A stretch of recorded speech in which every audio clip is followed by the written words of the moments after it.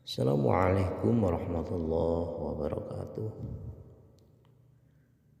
Wahai anakku, bertakarublah kepada Allah. Ketahuilah sesungguhnya sebagian masalah yang engkau tanyakan kepadaku, kata Imam Ghazali, jawabannya tidak bisa ditulis atau diucapkan. Jika engkau telah sampai ke tingkat derajat itu, pasti engkau akan mengetahui keadaan seseorang apabila sudah mencapai derajat tersebut.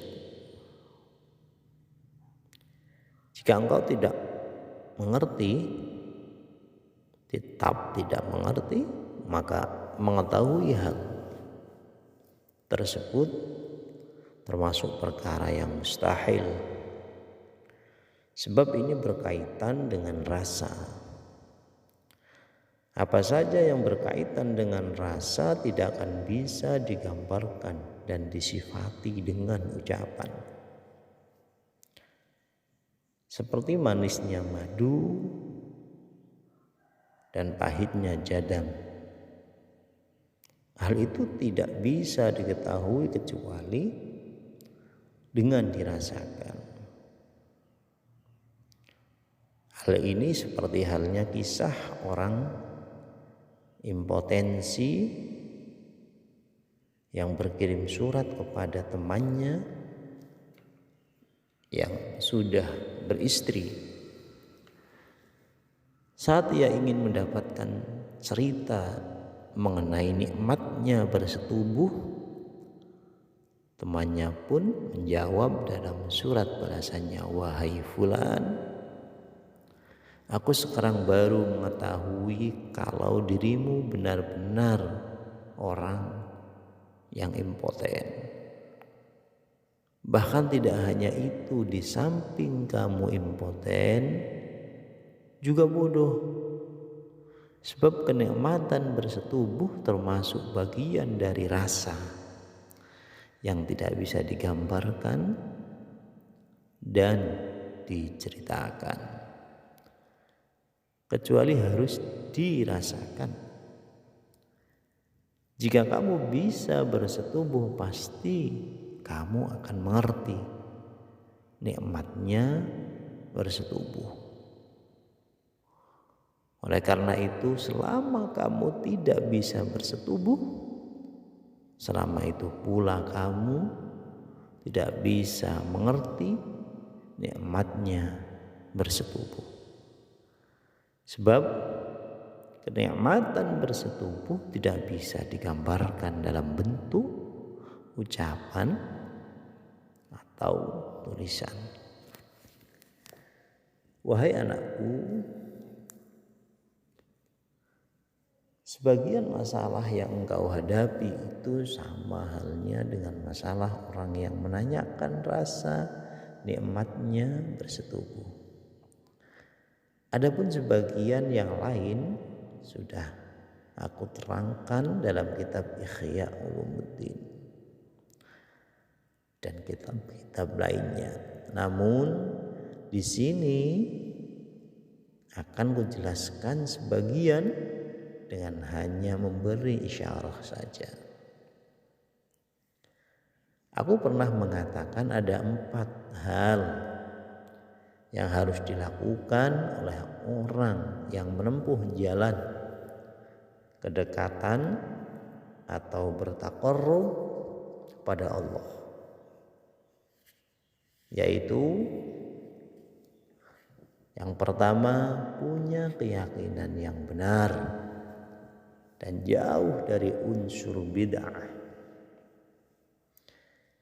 Yang kedua, melakukan taubatan nasuha dan bertekad untuk tidak mengulangi lagi kemaksiatannya.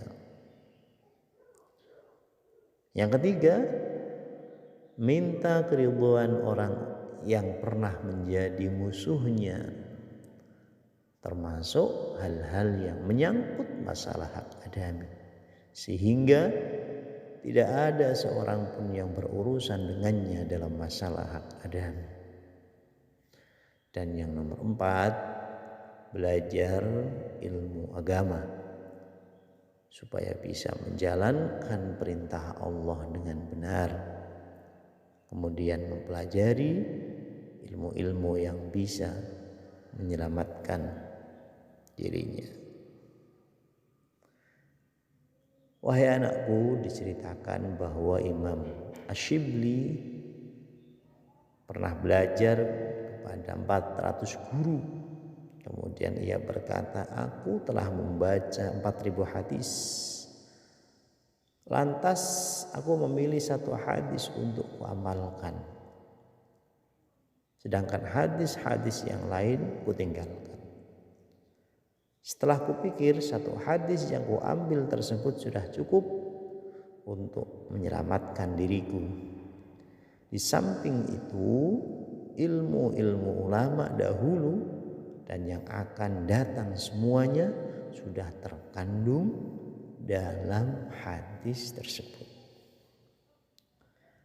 Adapun hadis yang kupegang itu adalah ketika Rasulullah Shallallahu Alaihi Wasallam bersabda kepada para sahabatnya, "I'mal lidunyaka biqadri maqamika fiha wa'mal li akhiratika biqadri baqaika fiha wa'mal lillahi biqadri hajatika ilaih wa'mal linnari biqadri sabrika 'alaiha." Bekerjalah untuk duniamu sekedar cukup untuk hidupmu di dunia. Beramallah untuk akhiratmu seukur kelanggenganmu di akhirat. Dan berbaktilah kepada Allah menurut kadar kebutuhanmu kepadanya. Serta berbuatlah untuk neraka menurut kadar kesabaranmu atau kebetahanmu di dalamnya. Wahai anakku, mengenai taqarrub kepada Allah, kita harus berusaha semaksimal mungkin supaya kita benar-benar dekat dengan Allah. Demikian. Assalamualaikum warahmatullahi wabarakatuh.